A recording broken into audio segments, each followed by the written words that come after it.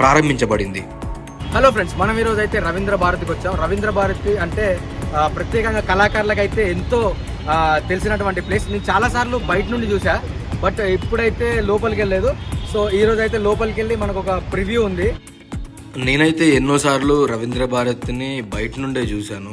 చాలాసార్లు లోపలికి వెళ్దాం అని అనుకున్నా, బట్ ఎప్పుడు వీలవ్వలేదు. సో ఫైనల్లీ ఈరోజు అయితే వీలైంది. మా టీంలో కూడా చాలామంది ఫస్ట్ టైం అనుకుంటా. మనకి ఎంట్రీలోనే ఇక్కడ ఒక రవీంద్రనాథ్ ఠాగూర్ గారి ఒక శిల్పం అయితే కనబడింది. శిల్పం చాలా అద్భుతంగా ఉంది అండ్ దీని పక్కన లైటింగ్ కూడా చాలా అద్భుతంగా ఉంది. బట్ మనకైతే అక్కడ శిల్పానికి సంబంధించిన ఇన్ఫర్మేషన్ ఏం మెన్షన్ చేయలేదు.